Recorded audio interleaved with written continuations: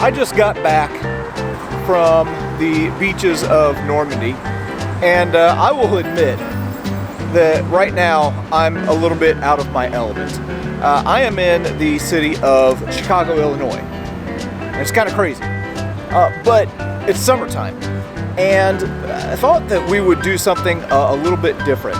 We are going to take the ultimate road trip over the next several episodes. And if you're going to take the ultimate road trip, well, you have to go on the ultimate American road. We are going to be starting here in Chicago and traveling the entire length of Route 66.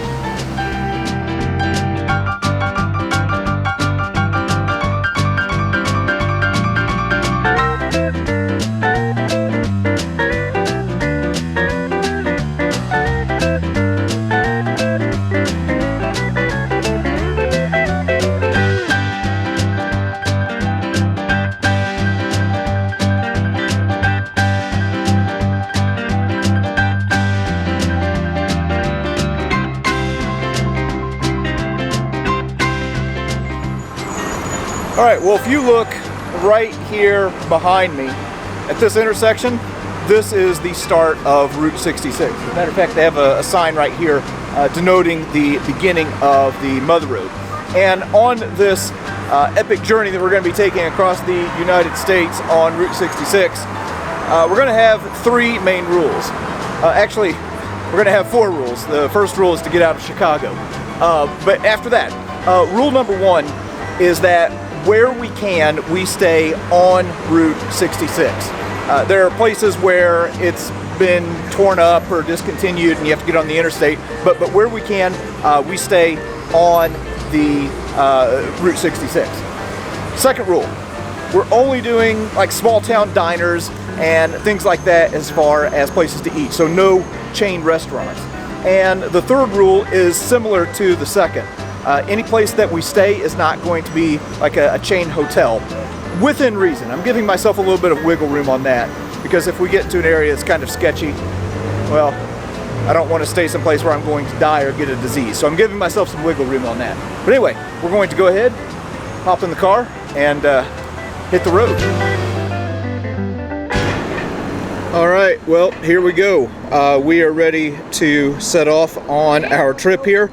And I already established that our second rule is that we don't eat at any fast food places. Well, son of a gun, look at the temptation that they are throwing my way right off the bat.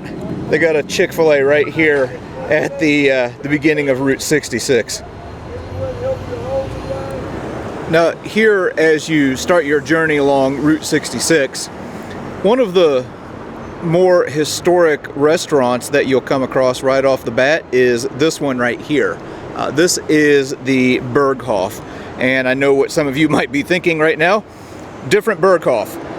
So the roots of this restaurant go back to 1870, when a man by the name of Herman Berghoff immigrated to the United States from Germany. And he had actually worked in Buffalo Bill's Wild West show.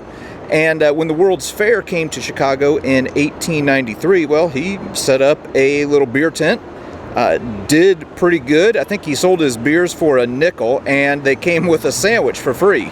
It did so well that he ended up opening up a restaurant right here in downtown Chicago. During Prohibition, rather than shutting down his restaurant, he started selling or brewing what was called near beer, and also had different kinds of soda. And then the restaurant expanded from there. We're not going to eat here today, because for me to park for half an hour is costing $35. So to stay here and eat, I would have to go to the bank and take out a loan. But we're going to make our way down the road and hit another restaurant, and then got a pretty interesting spot that we're going to take a look at to start our trip down the road.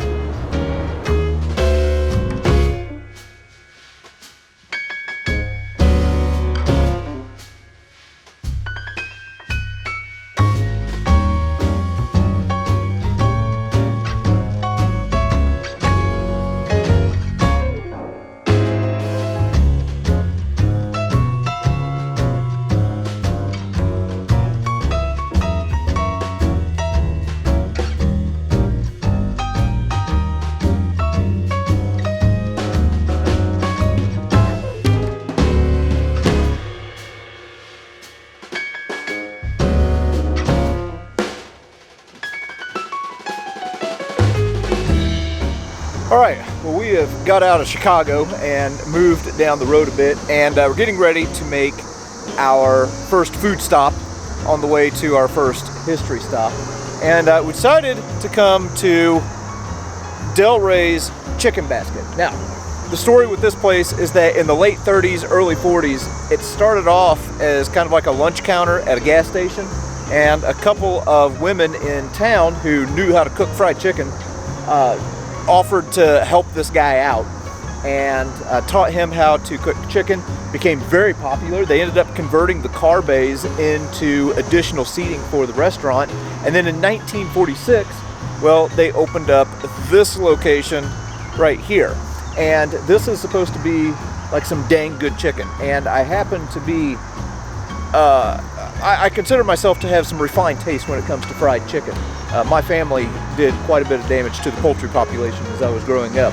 But anyway, we're gonna go in and check it out. All right, now, as we're walking in, already getting some good Route 66 vibes for this trip. And here they have some additional information about the Del Rey Chicken Basket.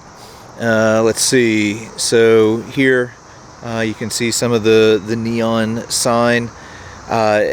Some additional information: when I-55 opened up, it says here that the Chicken Basket fell on hard times, and a Chicago businessman by the name of Delbert, or Del Rey, bought the Chicken Basket in 1963 and then reinvigorated it with an advertising campaign, and now it's a really big stop for people traveling Route 66. And I love how they've maintained the classic look of this place. I mean, that is just awesome. Okay, we're going in for real now. All right, well, the Chicken Basket is quite the happening place, as you can see. A lot of chatter, a lot of music going on. That's great. All right, so they've got a pretty extensive looking menu with a lot of chicken items, but if I'm at the Chicken Basket, I think I'm going to have to go with the famous fried chicken basket, which is half of a chicken with french fries, and I'm going to substitute the coleslaw for homemade mashed potatoes because coleslaw is nasty. There is no such thing as good coleslaw. I don't care who's making it. All right, so I'm going to put my order in, and yeah, we'll see what we got. All right, our chicken basket just came out. First thing that we need to do is get rid of that right there because that is not necessary. And I think we're going to start with the thigh. All right, now I'm tearing into this thing with a fork because it is crazy hot. It's right out of the fryer. It doesn't appear to be just like overly greasy, which is always good. All right, here we go.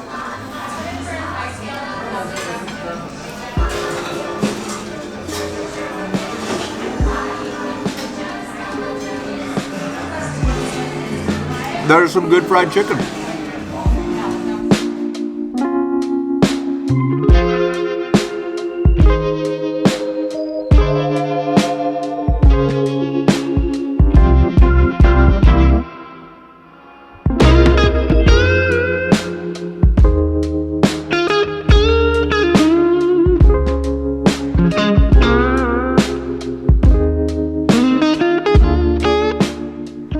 All right, so I've just stopped in Dwight, Illinois, and we're here at the old Texaco gas station.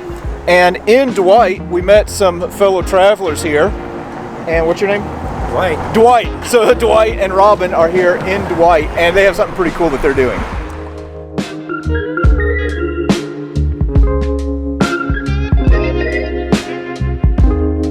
So we collected this car about 25 years ago. Finally finished it about a year and a half ago, and we're traveling from Oregon. We traveled to Chicago, went downtown, seen the Route 66 sign, and we're on our first day of travel down Route 66 back to California. You said it's a 56 Chevrolet, right? 56 Chevrolet Bel Air convertible. Oh man, I'm doing it in a rental car. You guys are doing it right. Yeah. Well, it's probably yours a little quicker. Awesome.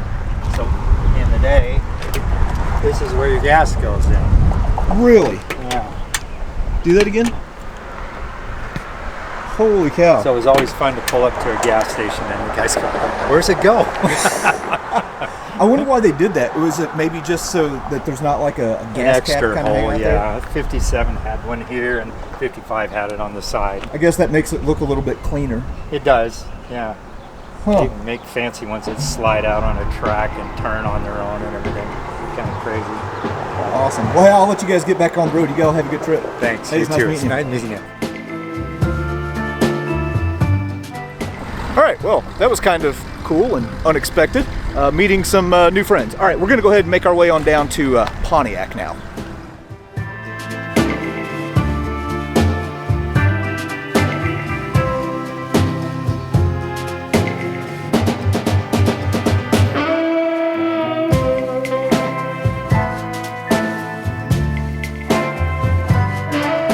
Okay, we've just made our way into Pontiac, Illinois. And when you get to Pontiac, you really start feeling the, history and enthusiasm for Route 66, especially when you see this big giant mural right here. Now, this mural is on the backside of the Route 66 Museum and Hall of Fame. So I thought that as far as historic sites, this would be a good place for us to start off and kind of get a foundation for the rest of our trip.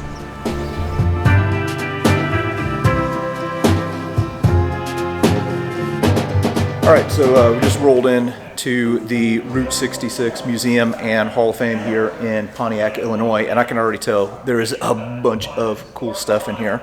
And I know a little bit about Route 66, but I have someone here who knows a lot more. This is John. John is you're the curator here. Yes, right? I am. Okay, so John is the curator. So he's going to kind of help us lay the foundation of where we're going to be traveling over the next several days. Well, Route 66 got started as a result of lack of highways, lack of paved highways, and in 1926, they got together, the states got together, and they created the highway system and mapped out the major roads, including Route 66. And then on November 11th, 1926, Route 66 was named Route 66. It came out of the fact that cars were coming along and there were so many dirt roads, they needed hard roads. And this was to try to get those roads paved, the states to pave those roads. Now, Illinois was the first state to have a highway completely paved from Chicago to St. Louis. They'd paved it a few years earlier. It was Route 4. And when they created Route 66, they just made Route 4 into Route 66. After that, over the years, there were some modifications of the route, but essentially followed the Route 4. You get down by Springfield, Illinois, and it splits. There's one version of Route 66 that kind of parallels the interstate, and the other is Route 4 that goes down through Chatham and down toward Mount Olive. And then, after the highway was established, the question I always got was, what makes it so famous? It's just a road. Well, it is just a road, but there were a number of things that happened that contributed to it getting famous. Early on, right after the road was established, C.C. Powell had a foot race from Los Angeles to New York, and the winner would get something like $20,000. And the first part of the route from Los Angeles to Chicago would be on Route 66. Some of it was paved, some of it was still dirt. And along the way, it was promoted. And the local newspapers and local radio stations and the media, all the media, picked up on it. And the people heard about it, heard it on the radio station, wanted to come out and see it. And it was on Route 66. Powell said he would make Route 66 famous with that road. Well, it contributed.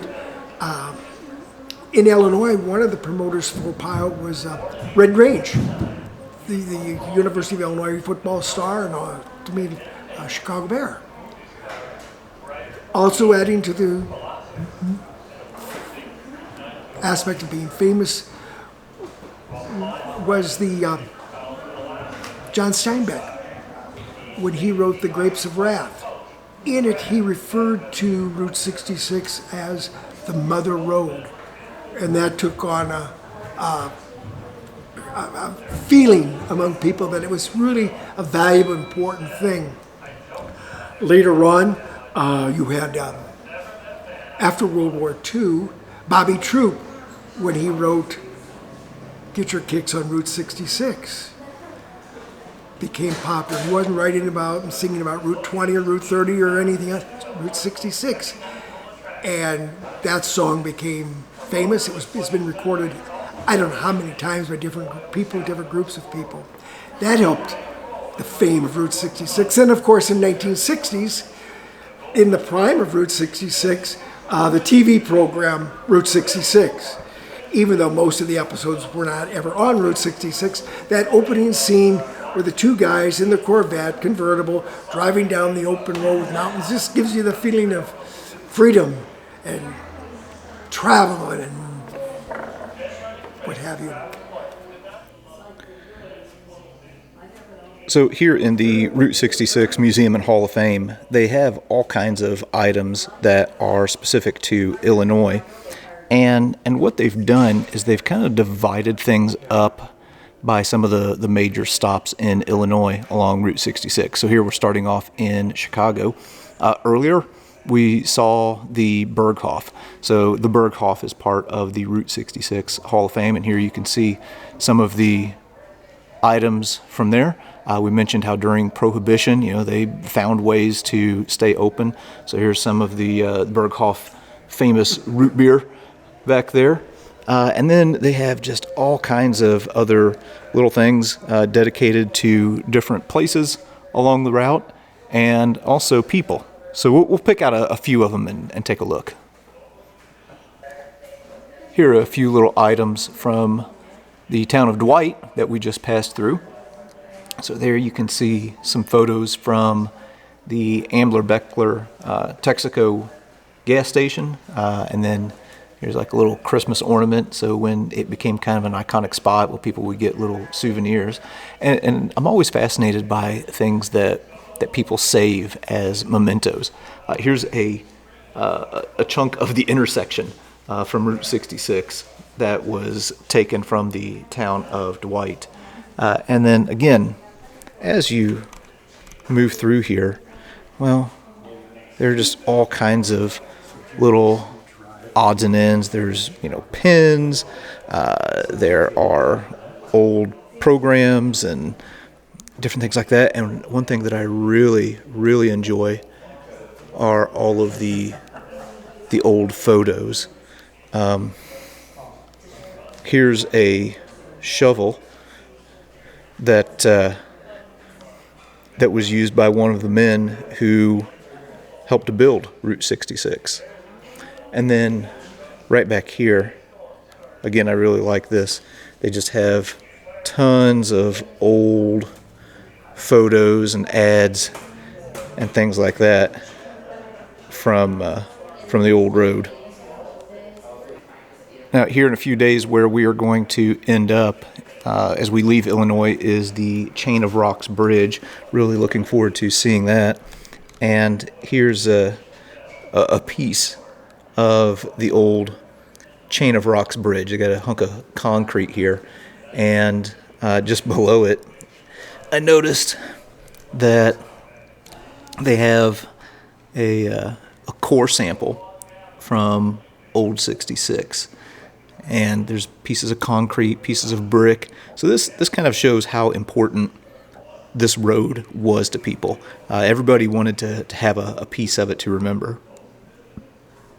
Here in the museum, they have this really impressive mural showing all of the sites along Route 66 in Illinois. So you can see it starts up there in Chicago and then goes all the way down to St. Louis, and has like all of these little sites like gas stations and restaurants and things like that. Well, I'm learning all kinds of new things today. This was painted by a guy who is part of the Route 66 Hall of Fame named Bob Waldmeyer. He was kind of an old hippie type, was a big Route 66 enthusiast, and created a lot of art that was inspired by the Mother Road. And you probably have more of a connection with Bob Waldmeyer than what you might think, or you might know something about him more than what you might think. If you look right here, well, this was Bob Waldmeyer's bus that he traveled around in. It's an old 1972 VW microbus, and it's got all kinds of character. Now, if you ever watched the movie Cars, the character of Fillmore, who was voiced by George Carlin, well, Bob was the inspiration for that character. So if you go and you watch that movie, well, you can see this bus, and he's kind of a hippie type character in the film. But anyway, yeah, that was inspired by Bob. Now, Bob Waldmeyer passed away in 2009, and he didn't quite finish the mural. And right here in this spot, you can see a little bit of a pencil sketch right there, where he had sketched in this car going underneath that arch, but didn't quite finish it.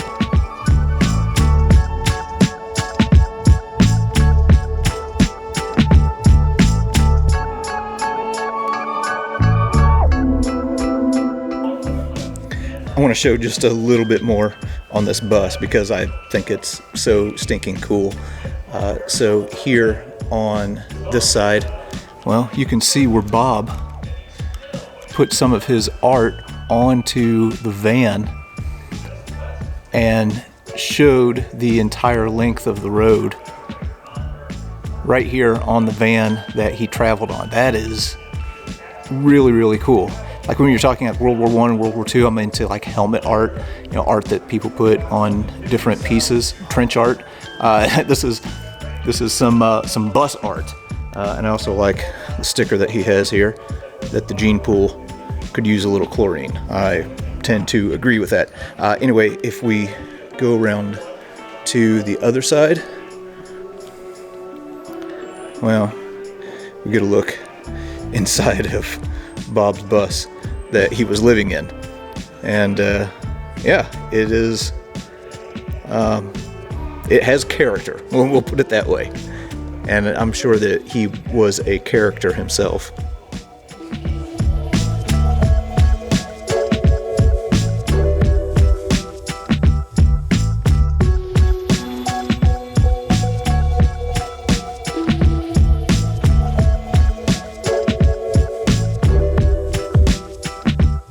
All right, so I'm finding this Bob Waldmeyer guy to be a very fascinating character. And I've just come upstairs in the museum, which I'm finding they have all kinds of things here at this museum, not just connected to Route 66, but a lot of other pieces of history. But anyway, this room is dedicated to the art of Bob Waldmeyer. We aren't going to be able to look at every single art piece in here, but I am just really, like I said, finding this fascinating, and I really like the style. So look at this. Like here's a thing called a brief history of Illinois, and apparently he did one of these for all of the states that Route 66 ran through, and there are all these little details on the state map. I mean, just think about how much time it would have taken to do all of this. And then the way he made his living was by selling his art. So he would make, these little postcards. Here's one, again, for Dwight, Illinois. So he would make little postcards, and he would make posters and different things like that. Let's see, if we go over here, you can see some other little Route 66 items. Yeah, this is just really, really incredible. Okay, just one more, and then there are a few things outside that I want to show before we move on down the road. Here is one of these big art pieces in Waldmeyer's style, showing the whole route of, or the whole length of Route 66. So again, you see some of these sites up here around the Illinois area, and then going on to the west until you finish out in Santa Monica. And then it kind of talks about, here you can look at Arizona. It says in Arizona, much of Old 66 was buried beneath I-40. The second and third longest stretches of unavoidable interstate are 44 miles. Okay, so it gives a little bit of the history. So this is a man who was not only passionate about art, but also passionate about history too.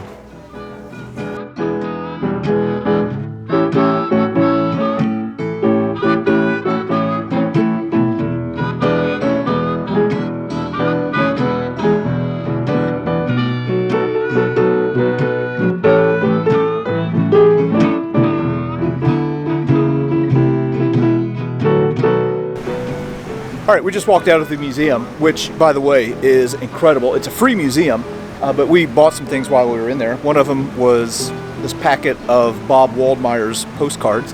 I always encourage people when they go to museums like this to either make a donation or buy something to help support them. Now, Bob didn't just have the van that served as the inspiration for the character in the movie Cars.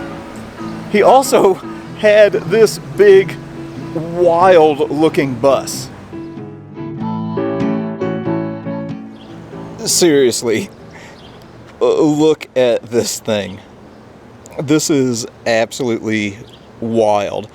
You have to really be an eclectic person with one heck of an imagination to have, I don't know, this in your head and then make it a reality. So this is a 1966 model bus that Bob Waldmeier got a hold of.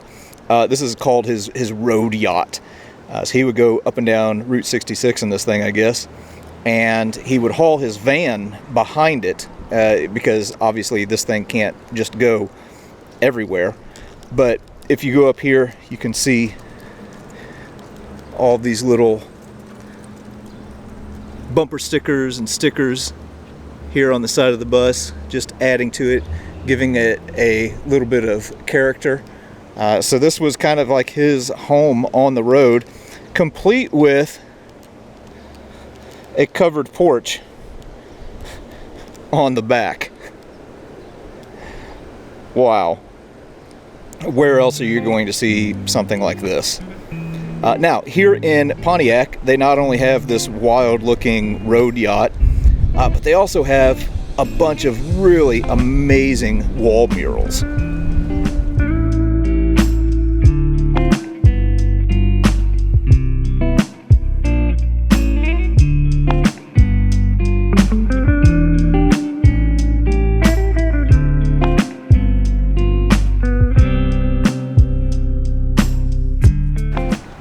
There's one more mural here in town that I want to show.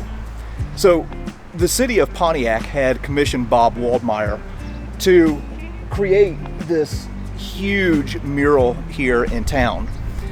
Unfortunately, as we mentioned earlier, he became sick and was unable to complete the project, but he had sketched it out. And after he died, they took the image, projected it up here, and his friends and family completed this mural for him. And something that's kind of neat is it's exactly 66 feet long. So anyway, that is the first in this series of videos that we're going to be doing along Route 66. I am legit excited about this trip. We're going to be learning a lot. We're going to be seeing all kinds of cool historic sites. So anyway, right now, I'm going to shut the camera off. I'm going to take a drink from this black cherry soda, roadside Route 66 that I picked up in the museum, and then we're going to head on to the next place.